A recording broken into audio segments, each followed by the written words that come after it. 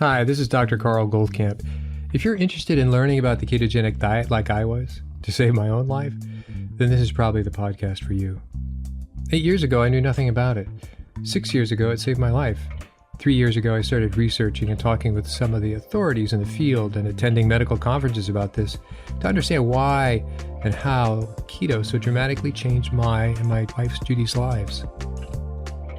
The purpose of this podcast is to share our journey of discoveries with you and understanding how keto is so effective in improving so many different conditions, from obesity, epilepsy, diabetes, infertility, MS, Alzheimer's, heart disease, to name a few. So take a step away from all the hype you've probably heard and roll up your sleeves with me and join me weekly to explore this living miracle that anyone can access. We'll talk science, we'll talk food. We'll explore its history and evolution to today, which is that the sheer wonder of the ketogenic way of eating has changed untold number of lives, unlike anything before it. And in case I forget to mention it, please join our Facebook group, Keto Naturopath. Hi, this is Dr. Goldkamp, and welcome back to another episode of the Keto Naturopath. Today, I kind of want to do a bit of a review, a little bit of a toned-down rant about some of the issues that we deal with in terms of our food supply. But what I want to sort of capitalize on is what has happened to my thinking. In other words, how has my thinking evolved in the last 2.5 years of doing this podcast? It's called Keto Naturopath, of course. And we have a blog called Keto Naturopath, recipes and so on and so forth, and a Facebook group called Keto Naturopath. And yet, as you've listened to this particular podcast, that we've gone down the road of a lot of interviews, a lot of research of over the last 100 years, back when William Wilder started in 1921, of the idea of the ketogenic diet, the therapeutic ketogenic diet for epilepsy, and the different forms it's taken after that. So we've talked about the explorers in the Arctic. We've talked about research in the 50s and 60s about MCT oil. We've talked about research in Texas in the 60s and early 70s about glucagon and insulin, and glucagon being actually the more important hormone over insulin relative to diabetes. And that was Dr. Roger Unger. Anyway, this layering of understanding is about evolving. It's not getting one more little piece of information to see, I gotcha. See, you got to do this. You got to do this, or you're a stupid person. I'm not saying that at all. What I'm saying is, and I've tried to outline, this is my journey that I'm sharing with you. I'm not telling you to change your lives at all. I'm going to encourage you to change your lives, for sure. I would think that would be a really prudent thing to do. But I'm also sort of a ship in the sea like we all are. And I'm pointing out some common obstacles that we all can steer ourselves around, if you want to go with that analogy. So what I wanted to end up with in terms of this podcast was that I believe we are now at a place, myself, my wife, and the experience we've had in coaching a number of people, and with all the labs we take, which has evolved as well, is that I think we're at the place of pretty much the safest, most effective way to lose weight in this modern era in the industrialized nations. And I'll go into why I think that. But the point I'm trying to hold on to here, it's been an evolution. I wasn't coming into this to prove something. I came into this because I missed something. How did I miss the ketogenic diet when I had Crohn's and ulcerative colitis and was about to have my lower bowel removed, at least in pieces, if not entirely, and live for the rest of my life in a colostomy bag? How did I avoid that? Well, I avoided that. I believe most of it was about the ketogenic diet, but it's bigger than that. So that's where I started. That was my entrance onto the highway of learning about these things. So I did go to the conferences back, and it was in 1914, right? 2014, 2015, 16, 17, every year, early metabolic therapy conferences, met with the movers and shakers and the whole exogenous ketones and what they do or don't do. And right now, you and I, live in a world that is primarily controlled by marketing. It's not controlled by appropriate, articulate, specific, well-backed research that you know what to do. There's a quote that came up to me this week by Jon Stewart, if you remember him from The Daily Show. And his quote was pretty simple. The enemy is noise. The goal is clarity. So the enemy is noise. So the noise around the ketogenic diet, the noise around protein diets or carnivore, or it's this noise, it's imprecise. It's sort of like a rumor that this is helpful, and it's most likely helpful for some, but it's also backed with a lot of gunpowder of marketing. Keto has become a worthless term in my mind. If people say, oh, keto, even naturopaths, I won't say I coach naturopaths, but they call to review findings with me, and it's like, they don't have a clue. Oh yeah, I just dropped the carbs and it's all about the ketones. I don't think it's all about the ketones. I think that ketones are very, very healthy. They're an inflammation preventative as opposed to being an anti-inflammatory component. They're great for, so now we're speaking of ketones. They're great for, TBI, total brain injury, obviously Alzheimer's. We've been through all these things. So you know what they're used for. And yes, it would be great if we had a diet that we comfortably were producing a lot of ketones. Well, now having umpteen people through our program and our program evolving, I can tell you some people, it just like it was right out of practice, people are motivated by the degree that they are in pain. So if they are in pain, they're going to really listen to me, and they're going to really get some some benefits. And so if there's others that are going, I heard about this, gosh, kind of an expensive program. God, if they're just not into it from the beginning and they're going to watch my program like a Netflix program, they'll show up for their meetings. They'll have these labs are interesting.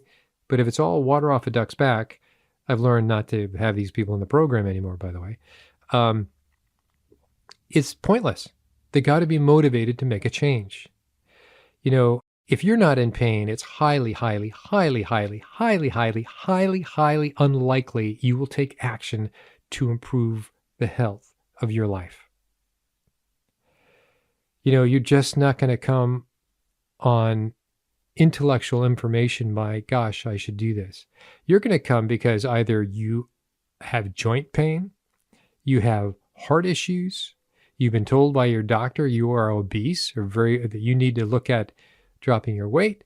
It's something's going to happen to you mentally. Maybe it's your sense of mortality. Big word there, huh? I know we all know what it means. I don't mean that you didn't know what that means. I mean that it's muffles the impact of, are you aware of the end of your life and how do you want to go out? Do you want to live in another 40 years healthy, or do you want to be, Uncle Bob who likes to stroke his stomach in public and gets a thrill when his nephews and nieces pull his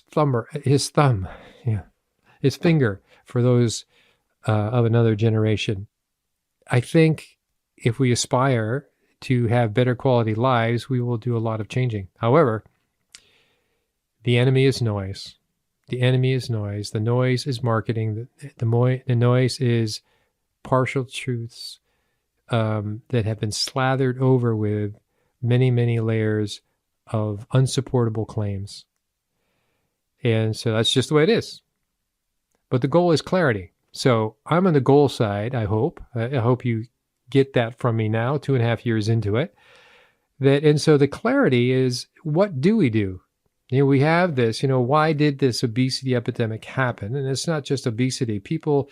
It's about blood sugar dysregulation. So they call that dysglycemia. It's not always being high. Sometimes it's always being low. But basically, it's the sawtooth up and down and up and down and up and down that leads to a lot of things. I think one of the things that I've been working on, a number of, patients, clients that have a history of AFib. Obviously, they have to work with their docs. But when you have a history of atrial fibrillation, you eventually are on the conveyor belt to get a nerve block, or get what they call an ablation therapy. They go up through your femoral artery and they in essence, cauterize a nerve in a part of your heart, the one that's been sort of firing out of rhythm, which has given you this problem. So that's how they get rid of it. Is that a sure thing? No.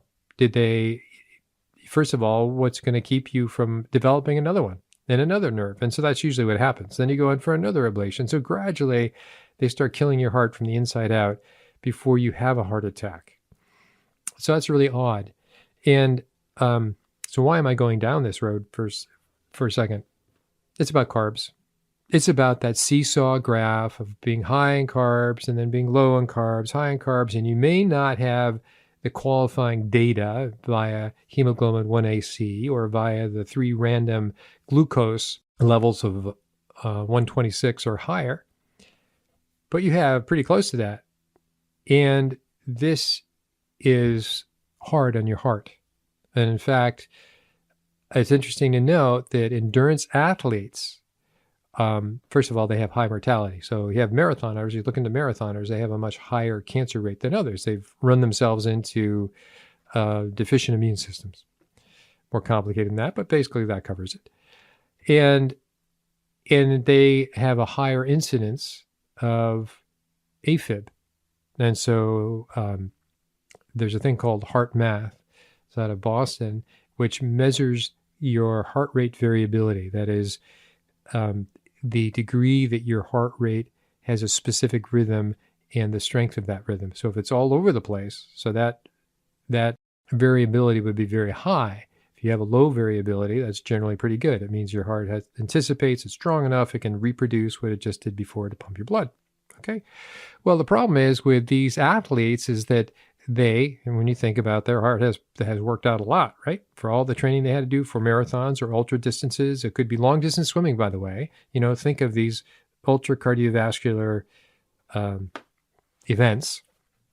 And by the way, the first person who ever ran the marathon, that was told to go warn the troops back with, how many years of BC? Was it 500 years plus BC?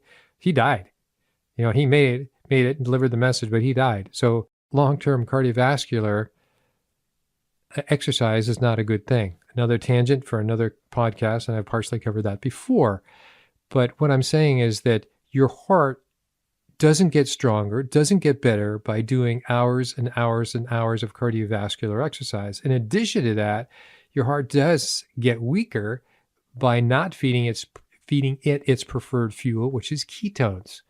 And so by not feeding its preferred fuel, what are you feeding it? You're feeding it glucose, obviously. That means you're basically eating carbs. And so all these ultra distances, all these endurance sports athletes believed for many generations that high carb diets were the way to go. So a combination of high carb diet and the history of, you're going to make your heart work harder and longer, many more hours than anybody else, is going to damage your heart. That's how you get into AFib, by a self-induced behavior, thinking that cardiovascular exercise can be great. And you're going to do carb loading because you need to have carbs. You need to have sugar to run. No, actually you don't. You need to eventually become a fat burner, which is a transition. It's not a moment in time. You start and you get better at being more and more efficient.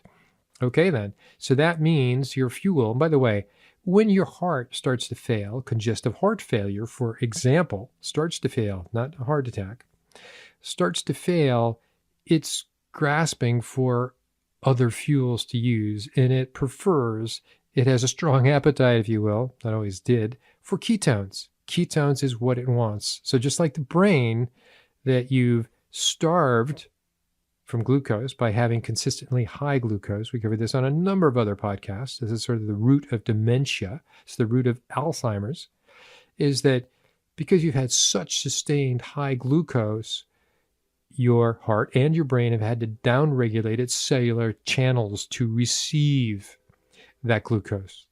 So think about a heart, it's being yelled at. It's got so much glucose, it's being yelled at. Think of your nerve cells in your brain are being yelled at. So what happens is you tend to listen less, or you try to turn down the volume knob. So that's what it's done. It's turned down the volume knob on the glucose entering into the cell. Well, the problem is when you don't have that consistently high volume of glucose, it doesn't get enough glucose. So now it has neither ketones and it has neither glucose because you self-induced that behavior. Okay, then. So you have a starving heart, you have a starving brain. And what are you going to do about it? Well, there's really only one thing you can do about it. You're going to have to learn how to adopt the degree that you care. And this is the point I'm starting. A lot of people don't care. Oh, I'm going to die. You know, when your time's up, your time's up. It's like, what? They have no responsibility to take care of the body that they were given by their parents and ancestry, by God, wherever you want to go with that, you know? So they're going to go, well, no, it's the way it is. It's destiny. I was designed to eat donuts for my life, and I'm just going to go out eating donuts, apparently. No, I just can't, say, yeah, yep, there's logic to that. Not in my world, not in my life. And so back to the brain, the starving brain and the starving heart, what do you give it? You give it ketones. So if you don't adapt, if you don't learn to know how comfortably, deliciously to be able to make food and to eat food that makes ketones, as opposed to making glucose, you're just going to get worse and worse and worse.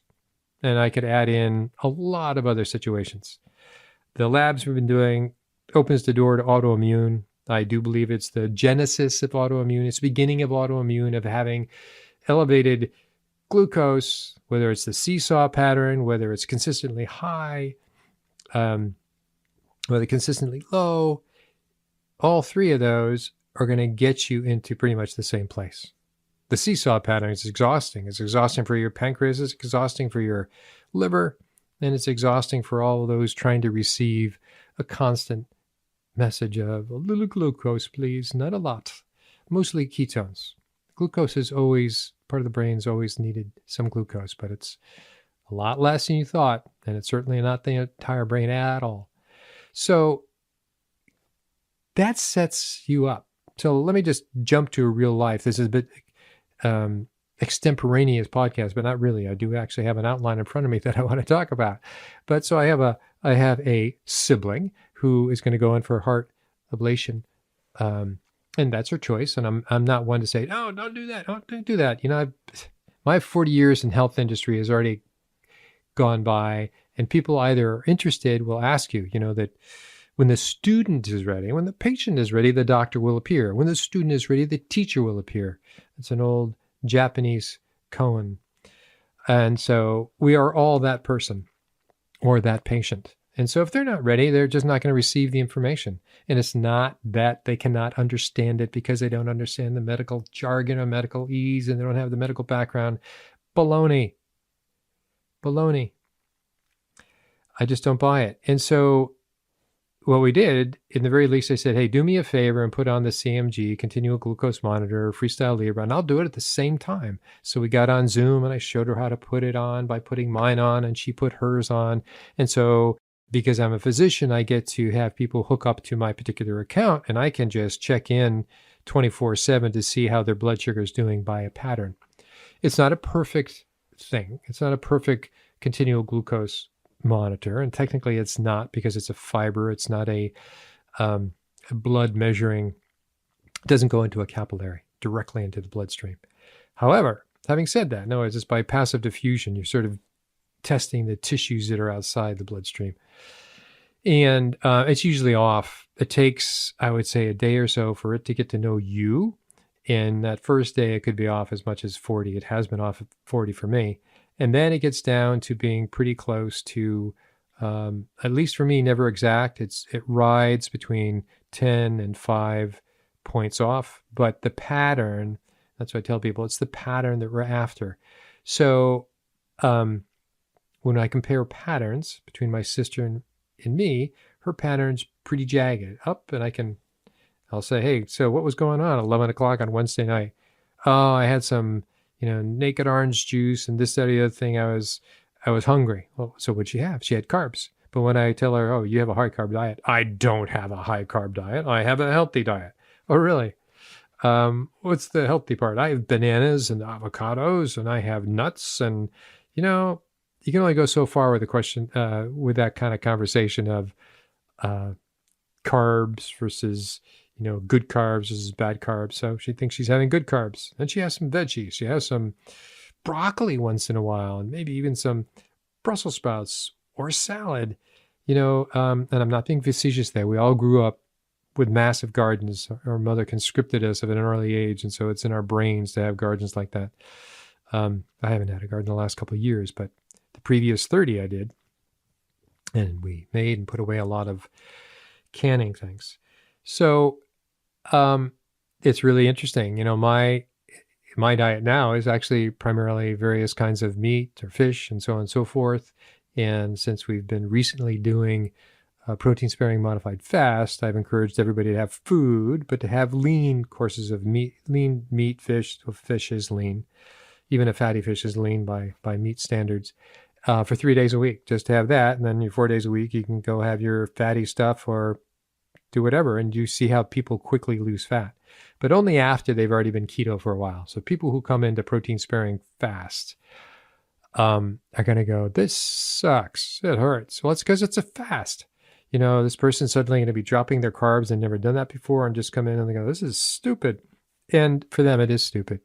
It's kind of an advanced, I look at it as an advanced therapy that is great. And it is the answer for me. And what I've seen in others is after keto, right? What is keto? Keto is a measured amount of 20 grams or less of carbs per day and arguably high fat. So they are fat burners. But now we've gone through that phase by a couple months, 2, 3, 4, 5 months, whatever it takes for you to get there. On the other side, take away the fats. Not completely, just take foods that still have fat in them, but you're taking out the fat. And it's remarkable. It's remarkable what we see. We're going to start doing labs. So far, we've just done CGMs and so on, and ketones and blood glucose, and so you can do the glucose ketone index and see how that changes. But it would be great to do some of these panels. Labs are expensive because people work with me. It's all out of pocket. So anyway, that's a roundabout way of saying, the noise. The noise is the enemy is the noise. The goal is clarity. I'm trying to provide clarity initially for myself and sharing what I've discovered. What I've discovered, what works, what's been lab verified. When I listen to other doctors, at these conferences and so on, and they sort of espouse their knowledge, and I appreciate that. I appreciate them more before than I do now, and now I see them as being stuck. They didn't want to evolve. They want a following, and they say, this is what I do, come to my practice, and it's like, they're trying to be you don't need to track things. I said, yeah, track things. Up front, let's get together and track. You're not going to do it for the rest of your life, but let's just get together and track. You need to know the variables in your life. That makes sense to me. Not like willy-nilly. How many people come to me and say, it's rhetorical, and say, I've been doing keto for a while and it just doesn't work for me. And I go, okay, great. How much carbs do you have? They have no idea. I'm not quite sure if they know what carbs are, but they drop the carbs. Okay, well, how much fat did you? I don't know. I had more fat. What were your sources of fat? Well, mostly they're probably seed oils, vegetable oil, for salad dressings, cooking, and so on and so forth. So it's terrible. So, they need basic education. Let's start tracking. Let's start cleaning up some of the obvious low-hanging fruit areas of improvement in this person's life, and you'll see dramatic changes. Pretty straightforward, dramatic changes. And so as they get to understand, it can complain and bellyache about the tracking of the food that they're eating, there's part of them that gets to like the fact that they finally know what they're doing.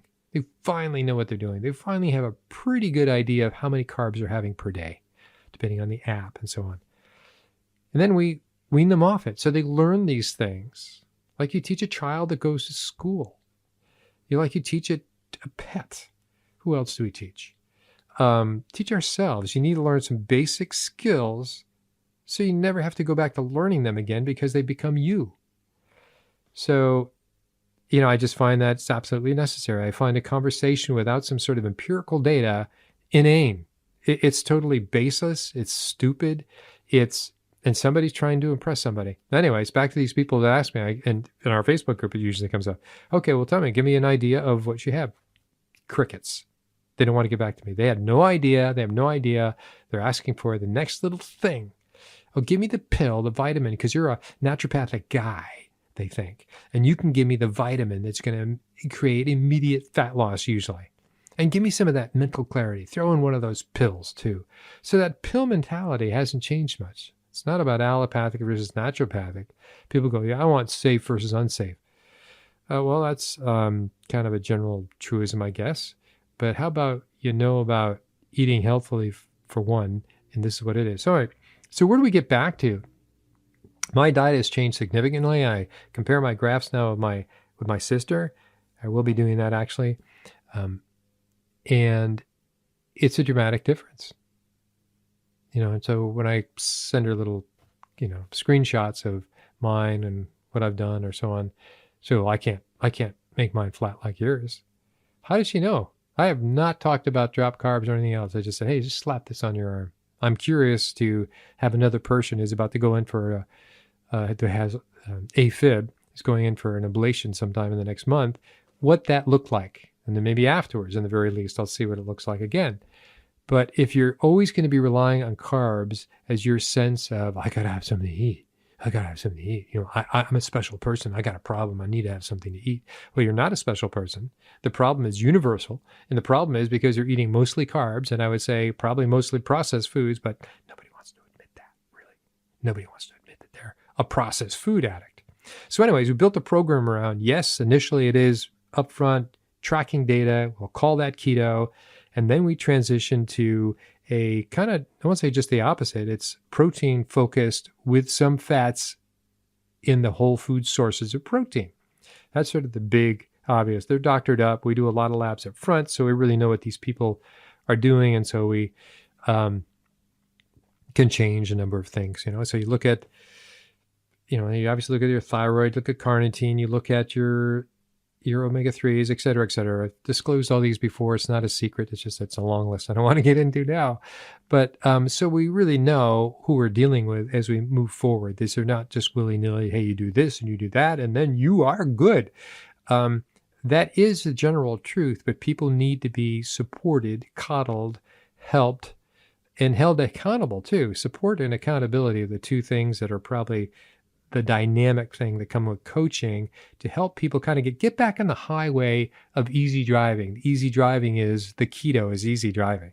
You taught them how to drive. You said, yep, we're doing low carbs, doing high fat initially, and we tell them how much protein they need to have.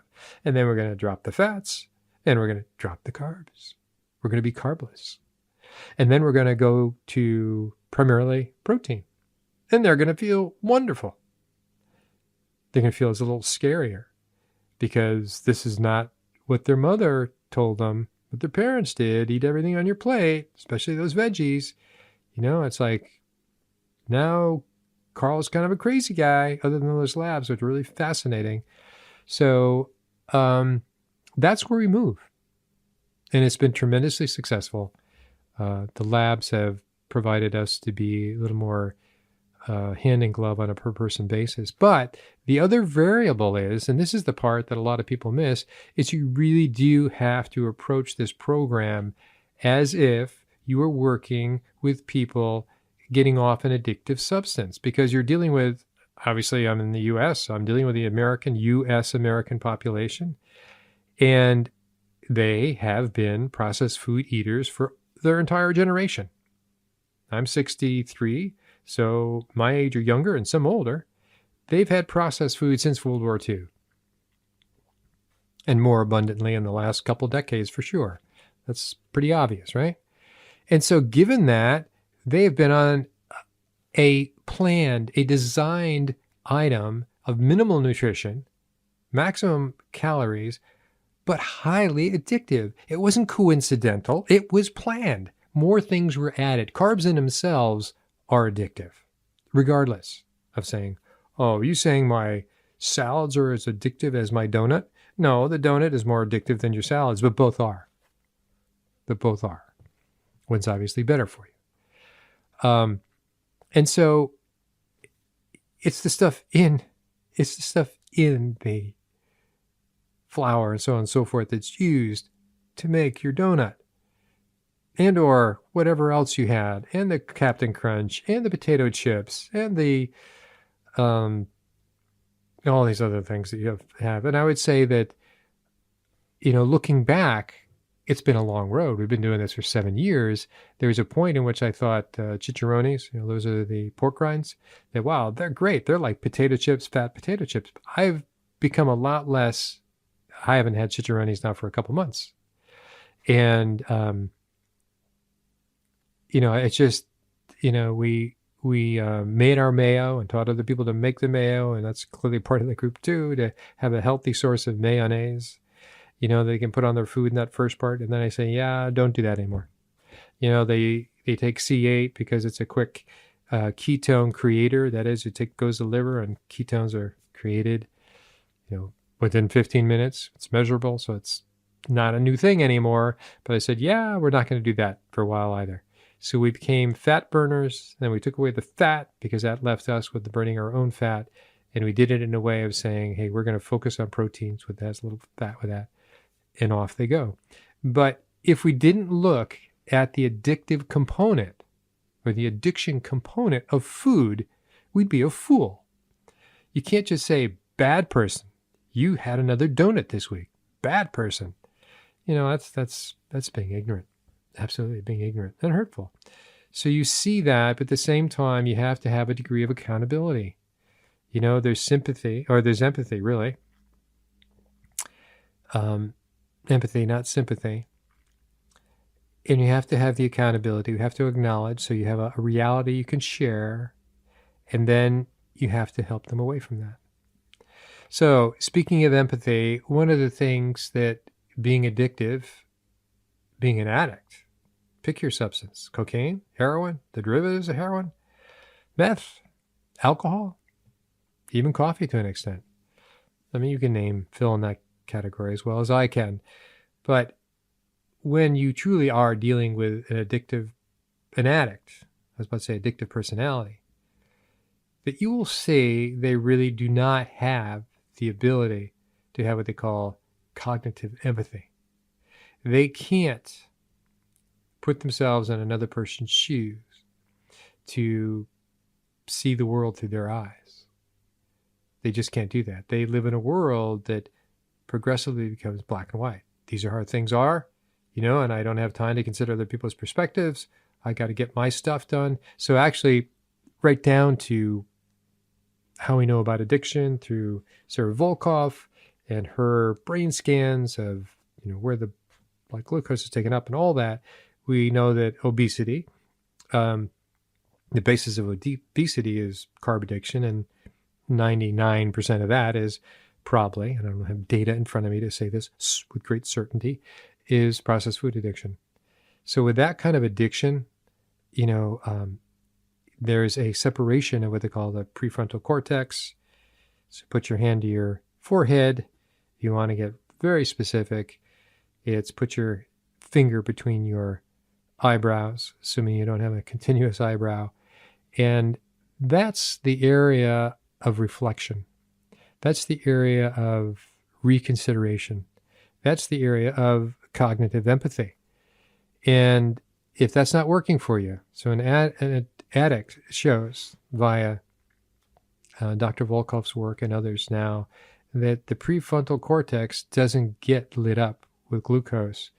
It doesn't come alive. It just doesn't get activated. So they don't think that way. So their thinking pattern has changed. It's about go get what you need. Go get what you need. And if somebody's in the way. So how does that flesh out in terms of just social infrastructure? Well, lack of cognitive empathy is like you don't really care about your neighbor, regardless of how close you live to them. And you're not going to talk to them. You're not going to be interested in talking to them. You have your own needs to contend with first. Okay, then. But that means, you can look at our political situation. People just argue. If you say anything speculative, it's like you're an idiot. I dare you to post something on Facebook in a Trump or a Biden Facebook group that might ask a question that would be a fair question. You will get your Facebook fingers bitten off, so to say. So, but that's just an example of, that's not a place, there's no discussion going on. There's no, let's do some talking. Unfortunately, religion's that way too. You're this religion or that religion. And of course, it's not for everybody, but it's become more divisive between us. There's not like, that guy had a point. I think I'll consider that. I might not come around to his or her point, but let me consider his point for a while. See, that's the ability that lacks with this kind of social infrastructure. But the food, that's the point. The food, the processed food, the high carb diet, the standard American diet is high carbs, propitiates that. It makes it more and more likely that people are just not going to connect with their prefrontal cortex. They're not going to reflect on anything you said to them or I said to them. And so we go our separate ways. So that has changed. So if you go back, let's say 150 years ago, it's not that people didn't have arguments then or before where you really, in the very least, you're pre-processed foods, right? And you can even go pre-canned foods where you had to have your veggies. So those are but it was mostly the fish. If you go back, I think of Norway, where I lived for a while, is that, old Norway, Scandinavia, it was that they had the cod on these clotheslines, right? They had the cod that was salted and they hung out there. And so they were permanently, dried. And so it was all about protein first. That's where our sustenance was. It wasn't the garden they had in the back. And we got into that a little bit when we talked about epigenetics before and the villages in Sweden and such. And so what I'm saying is the carbs are a big deal. And yes, it's easy to sort of have the metabolic transition. You got your labs and these are things you need to do. And there's a variation on a theme, meaning some people need more changes in some of their labs. Might mean various supplements. It might mean more support and accountability in a certain direction than somebody else would need. But eventually you got to get off the carbs. You got to wean yourself from that addictive substance, processed foods, and then the healthier carbs. People could have salads for the rest of their lives, but if you were actually off of processed foods, it is not in your life anymore, then you are miles ahead. You're continents ahead of anybody else. The degree that you want to consider going carbless, that's just up to you, but you've already done the lion's share of the work. And by having that, you will have health improvement on many levels. So I just want to agree with the quote from Jon Stewart by saying that the enemy is the noise. It's the noise. It's the false information you've been given about the various dietary ways of eating, various diet names, things you should be taking, a supplement's going to change your life. All that is a lie based on commercial interest, period. I'm trying to share with you why I haven't been on medications for the last 7 years and why I've done what was, I was strongly advised not to do, which was to go off medications and get healthy. Get healthy, I added that in. So I hope that helps. And until next time, we'll talk to you later. Bye-bye. Hi, this is Dr. Goldkamp. I just wanted to encourage you to send in your questions to drgoldkamp at ketonaturopath.com.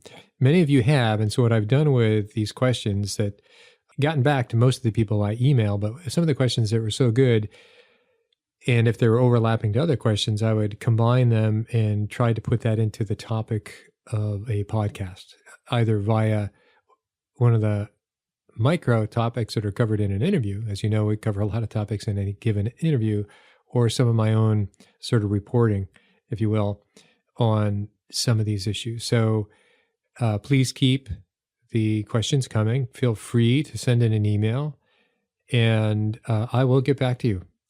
One thing I want to say, a number of questions have come in which I've given this answer and the email didn't work. So just make sure that you're receiving at the same email that you sent it in. And I think that might have been the difficulty. So I look forward to your questions. I just wanted to make sure that you knew that I'm open to answer your questions. And I think this world of keto is not just black and white.